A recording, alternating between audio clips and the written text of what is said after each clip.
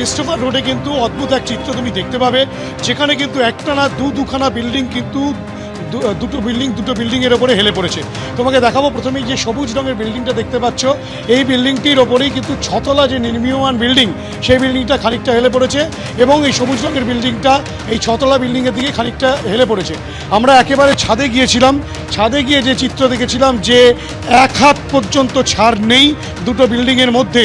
এবং তোমাকে দেখাবো, ক্যামেরাম্যান কৌশিক সেই ছবি দেখাচ্ছে, এই দুটো বিল্ডিং কিন্তু দুটো বিল্ডিংয়ের সাথে লেগে গিয়েছে।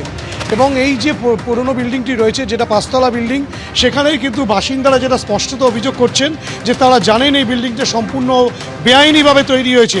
এবং এক বাসিন্দা তো স্পষ্টত বললেন কাউন্সিলর সমস্ত কিছু জানেন এবং এই বিল্ডিংটা কিন্তু বেআইনি বিল্ডিং তেমনটাই তিনি জানেন এবং সেই কারণে তারা যথেষ্ট আতঙ্কে রয়েছেন। এমনও চিত্র উঠে আসলে অনেকে কিন্তু এখান থেকে বেরিয়ে যান।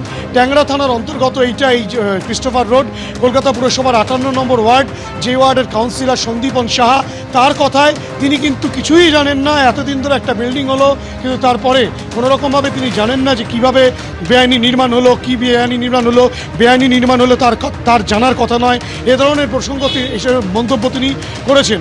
একদিকে এই সবুজ বিল্ডিং এবং তার পাশে এই যে সাদা বিল্ডিং, দুটো বিল্ডিংই কিন্তু হেলে গিয়েছে দুদিকে, অর্থাৎ কিনা দুটো বিল্ডিংয়ের দিকে হেলেছে। এবং এর কারণেই কিন্তু যে বিল্ডিংয়ে লোক থাকে, অর্থাৎ কিনা পুরনো যে 5 তলা বিল্ডিং, সেখান থেকে অনেকে বেরোতে শুরু করেছেন। কিছুক্ষণ আগে অর্ণব যেটা বললো, পুরসভার তরফ থেকে এই বিল্ডিংটিকে ভাঙার জন্য উদ্যোগ নেওয়া হচ্ছে। এবং তুমি দেখতে পাচ্ছ ইতিমধ্যেই পুলিশের, ট্যাংরা থানা পুলিশের পক্ষ থেকে পুলিশ মোতায়েন করা হয়েছে। আমরা দেখতে পেয়েছি বেশ কিছু মানুষজন তারা বেরিয়ে গিয়েছেন।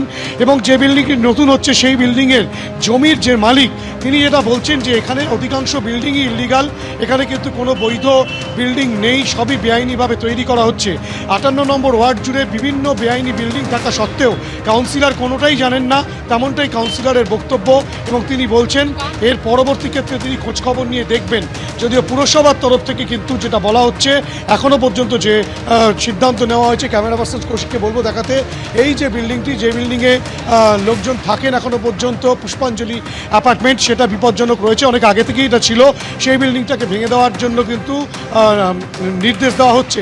এবং তার পাশের যে 6 তলা বিল্ডিং, একেবারে হিন্দল, তুমি আমাদের সঙ্গে থাকো। বিপজ্জনকভাবে হেলে পড়েছে বহুতল, একদম সেই ছবি আপনারা দেখতে পাচ্ছেন। একের পর এক কলকাতার বুকে এইভাবে বহুতলগুলি হেলে পড়ছে, যেখানে কাউন্সিলর বলছেন যে কিছুই জানেন না, অর্থাৎ নজরদারির অভাব রয়েছে। কি বলছেন কাউন্সিলর, একবার শোনাবো। স্থানীয় সূত্র থেকে খবর আমি প্রথম পাই, পাওয়ার সাথে সাথে আমি বিল্ডিং ডিপার্টমেন্টকে জানাই। বিল্ডিং ডিপার্টমেন্ট গতকাল এখানে লোক পাঠিয়ে, আধিকারিক পাঠিয়ে ইন্সপেকশন করে গেছেন। আজকেও বিল্ডিং ডিপার্টমেন্টের লোক রয়েছে, যা ব্যবস্থা নেওয়া সেই ব্যবস্থা নেওয়া হবে। ক্ষয়ক্ষতি যাতে না হয় এটাই আমাদের উদ্দেশ্য এবং সেটাই আমরা দেখব, যাতে কোনো ক্ষয়ক্ষতি না হয়। কর্পোরেশনের স্যাংশন দেখলে বোঝা যাবে যে এটা কটা স্যাংশন কতটা আছে বা স্যাংশনের বাইরে কতটা হয়েছে। কিন্তু আমরা কাউন্সিলরদের কাছে এই লিস্ট থাকে না যে কোন বিল্ডিংয়ের স্যাংশন কতটা বা কোন বিল্ডিংয়ের স্যাংশন কবেকার, এগুলো তো আমাদের কাছে থাকে না কর্পোরেশনের। আচ্ছা, বাড়ির মালিক বলছে এটা ইল্লিগাল, তো বাড়ির মালিক সেই ইল্লিগাল বিল্ডিংটা করতে দিচ্ছে কেন?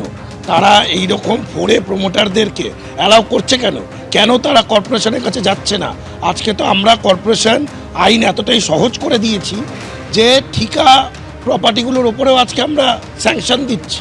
তো সেইখানে না গিয়ে কেন ফোরে প্রমোটার ধরে কেন তারা এই বাড়িগুলো করছে?